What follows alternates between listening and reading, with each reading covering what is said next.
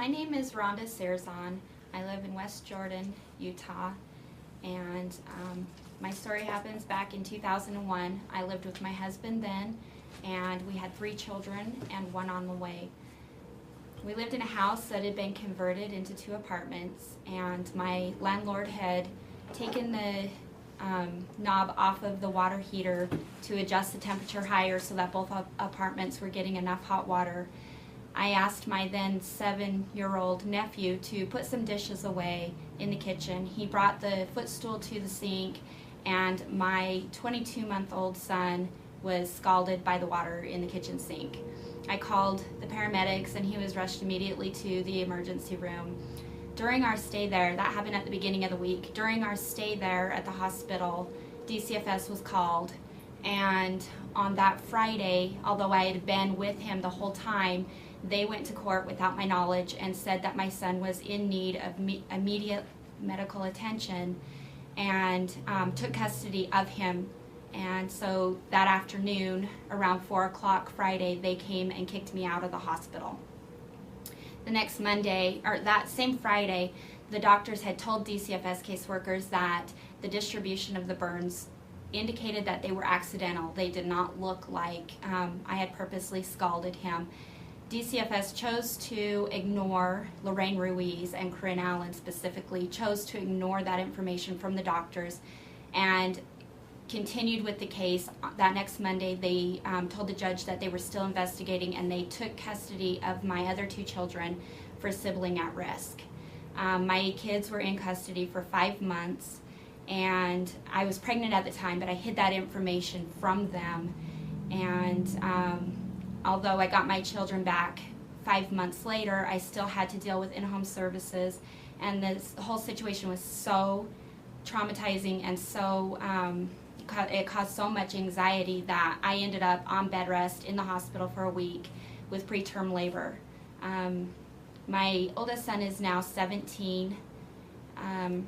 He has spent 9 months in the Utah State Hospital and has been diagnosed with PTSD directly related to his removal from my care.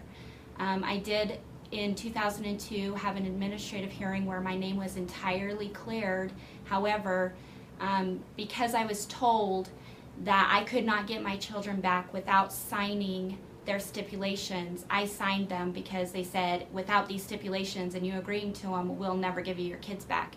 So I signed the stipulations, and the juvenile court judge said, well, because you signed these stipulations, you agreed to these, that you are guilty of neglect, and because of that, your name is going to stay on the database. And so my name was on the database, but in that same hearing, the caseworker said, well, we don't know if her name should be on there for neglect or abuse. And he said, I don't care what her name is on there for, as long as it's on there. And so my name is not on for neglect, which was what the juvenile court said that I was guilty of, even though I wasn't. I was innocent. My name is on there for abuse. I am no longer able to work with vulnerable individuals, so it has damaged my my dreams. I cannot become a psychologist. And my name is forever tarnished and on DCFS's database, even though they have absolutely nothing, no verbal, no physical evidence to show that I did anything wrong. So my name is still on there as of today.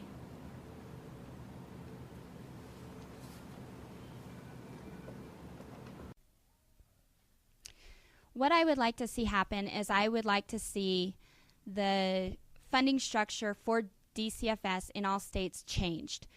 Currently, they have a huge amount of incentive to remove children from care despite whether they're actually abused or not, because they are funded per child that's in foster care. It needs to be reversed. They need to be funded for children who are receiving in-home services, or even just children receiving services, period, regardless of where they're staying, because leaving them in the home or taking them out and basing the funding on that is really what is driving them to either remove them or leave them. So that is one thing that needs to change. The other thing I would like to see change is parents that are on the database for any reason, if they go for let's say 5 or 7 years with no contact with DCFS, their name needs to be dropped from the database. There's no reason to destroy lives on a permanent basis because of some ruling or whatever. And maybe it's not even true. Maybe they were admitting it under duress like I was.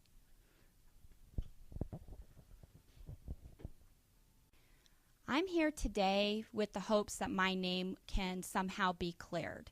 I'm here today also to educate lawmakers that the funding structure for DCFS is flawed and that there are simple fixes that can be made to ensure that families are kept together rather than torn apart. I'm also here hoping to prevent something like this happening to other families because of money.